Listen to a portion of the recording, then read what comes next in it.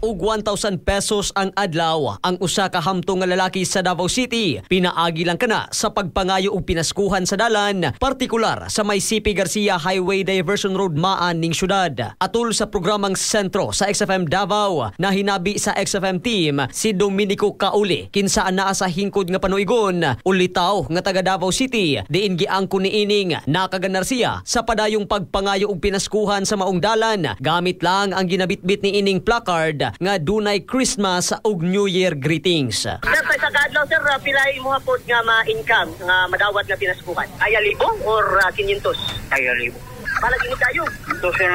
Matud ni ini, trabaho gayud niya ang pagpanagat. Apan temporaryo niya kining giundangan, humanasuta ang pagnihit sa isda. Rason nga gi-sideline una niya ang pagpangayo og pinaskuhan. Dugang butyag ni ini nga magsugod siya sa maong aktibidad alas 7 sa buntag, hangtod na kana alas 4 sa hapon, ug kutob matud pa bag-ong tuig nga padayon niya kining himuon. Sa pagpanubay sa XFM team, nasayran nga daghana nga mga individual gikan sa kasikbit nga mga probinsya sa Davao City ang nagsugod na og pangabot sa syudad, subay sa susamang katuyuan nga pagpangayo og pinaskuhan sa mga kadalanan kung asa dagsa ang mga nagabiyahing sakyanan. Una na sab gipamahayag ni Davao City Police Office spokesperson Police Captain Hazel Caballero Tuazon ang pagpahimangno ngadto sa publiko labot sa padayong gipatuman nga anti-mendicant silo sa syudad kung asa posibleng silutan ang sibisan kinsa nga nagapangayo kayo ug bisan ang mga nagapanghatag og limos tunga sa kadalanan. Gibutyag sab ni Davao City Social Welfare and Development Office Head Julie Dayaday nga padayon ang ilang koordinasyon ngadto sa mga gigikanang munisipyo sa mga naisgutan aron mabalik kini ngadto sa ilang lugar subay sab sa pagsiguro sa ilang kaluwasan. Mga katropa, aron kanunay kitang healthy mag-Xanthone Vitamin C alang sa nagkayusang Pilipino para sa Pilipinas. Katropang Marvin Ebano, XFM